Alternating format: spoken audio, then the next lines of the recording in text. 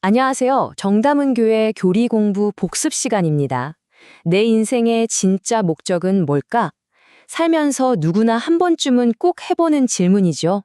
오늘은 우리 신앙의 선배들이 남겨준 귀한 유산, 바로 웨스트민스터 대요리 문답을 통해서 이 아주 근본적인 질문에 대한 답을 함께 정리해보는 시간을 갖겠습니다. 자, 본격적으로 시작하기 전에 우리 스스로에게 한번 질문을 던져볼까요? 지금 내 마음과 시간을 가장 많이 쏟고 있는 것, 내 인생의 목표는 무엇인가요? 아마 직장에서의 성공이라든지 우리 가족의 행복, 아니면 경제적인 안정? 이런 것들이 먼저 떠오를 수 있겠죠. 사실 이 질문은 우리만 하는 고민이 아니었어요. 수백 년 전 우리 신앙의 선배들도 똑같이 고민했습니다.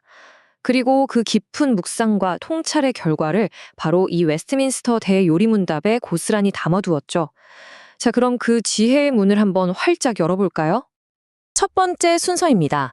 대요리문답 원문을 직접 살펴보면서 우리 신앙 선배들이 도대체 무엇을 가장 중요하게 여겼는지 그 핵심을 한번 파헤쳐 보겠습니다. 이게 바로 1문의 답입니다. 우리가 흔히 아는 소요리 문답이랑 비슷해 보이지만 여기엔 아주 결정적인 단어 2개가 추가됐어요. 바로 가장 높은 목적, 그리고 그분을 온전히 즐거워한다는 겁니다. 이게 왜 중요할까요? 이건 그냥 여러 목표 중 하나가 아니라 그 모든 걸 뛰어넘는 최고의 목적이란 뜻이고요. 또 그냥 기뻐하는 수준을 넘어서 하나님과 완전히 하나 되는 그런 충만한 기쁨을 말하는 거거든요. 이어서 2문은 우리가 하나님을 어떻게 알 수 있는지 그 2가지 길을 보여줍니다. 첫 번째 길은 우리가 보는 이 자연 세계와 우리 안에 있는 양심을 통해서 아는 거고요. 두 번째 길은 구원을 위해서 특별히 주어진 말씀과 성령을 통해서 아는 겁니다. 그런데요, 이 2가지 길 사이에는 정말 결정적인 차이점이 있어요. 자, 그렇다면 이 가장 높은 목적을 이제 우리 삶으로 한번 가져와 볼까요? 하나님을 영화롭게 하고 또 즐거워한다는 게 구체적으로 어떻게 사는 걸 의미하는 걸까요? 특히 하나님을 즐거워한다는 말이 때로는 좀 막연하게 느껴질 수 있어요. 이게 도대체 어떤 감정일까요? 또 어떻게 경험할 수 있는 걸까요? 저희 교리 공부 시간에 한 성도님께서 이렇게 나누어 주셨어요. 하나님과의 친밀한 교제, 그러니까 기도하고 찬양하고 말씀을 묵상할 때 경험하는 그런 기쁨과 평안, 그리고 감사가 바로 하나님을 즐거워하는 거라고요. 정말 아름다운 고백이죠. 그런데 동시에 이런 솔직한 고백도 있었어요. 머리로는 알겠는데 바쁜 일상 속에서 세상 걱정에 휩싸이다 보면 하나님을 온전히 즐거워하지 못할 때가 너무 많습니다. 아마 많은 분들이 깊이 공감하실 거예요. 이게 바로 우리의 솔직한 현실이기도 하죠. 그리고 하나님을 영화롭게 한다는 건 단순히 교회 안에서의 활동에만 해당되는 게 아닙니다.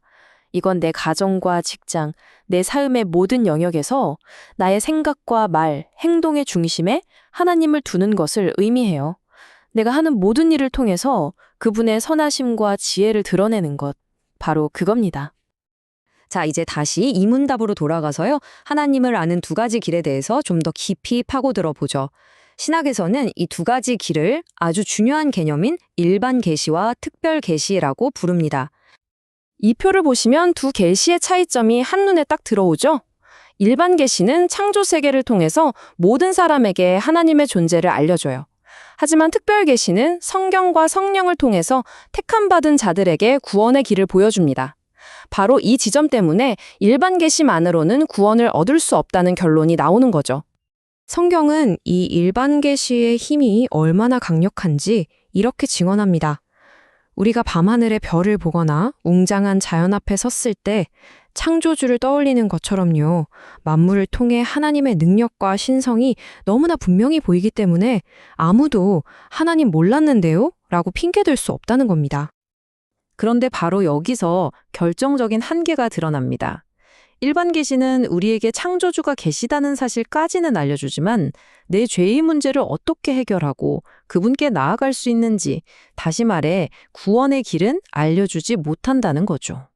바로 그렇기 때문에 우리에게는 구원에 이르는 유일하고도 완전한 길, 즉 특별 계시가 반드시 꼭 필요한 겁니다. 이 흐름을 보면 모든 게 명확해집니다. 일반 계시로 하나님을 어렴풋이 알 수는 있지만 인간의 죄가 그 알을 비틀어 버리고 왜곡시키죠. 바로 그 지점에서 하나님은 우리를 구원하시기 위해서 더 밝고 분명한 빛, 즉 특별 계시인 말씀과 성령을 허락하신 겁니다. 결국 핵심은 이겁니다. 다른 어떤 것이 아니라 오직 성경만이 우리에게 예수님을 믿어서 구원에 이르는 지혜를 준다는 사실이죠. 말씀, 그리고 그 말씀을 깨닫게 하시는 성령의 도우심이 함께할 때 우리는 비로소 구원의 길을 발견하고 그 길을 걸어갈 수 있게 되는 겁니다. 자, 오늘 내용의 핵심을 다시 한번 정리해 볼까요? 첫째, 우리의 가장 높고 첫째 되는 목적은 하나님을 영화롭게 하고 영원히 즐거워하는 것입니다. 둘째, 하나님은 일반 계시를 통해 모든 사람이 핑계할 수 없도록 자신을 드러내셨습니다. 셋째, 그러나 구원은 오직 특별 계시인 말씀과 성령을 통해서만 가능하며 이 둘은 언제나 함께 역사한다는 것 꼭 기억해 주세요. 이제 배움이 우리의 삶으로 이어질 차례입니다. 오늘 바로 당신의 삶에서 하나님을 영화롭게 하고 그분을 온전히 즐거워하기 위해 시작할 수 있는 작은 실천은 무엇일까요? 이 질문에 대한 여러분 각자의 멋진 응답을 기대하고 또 응원하겠습니다.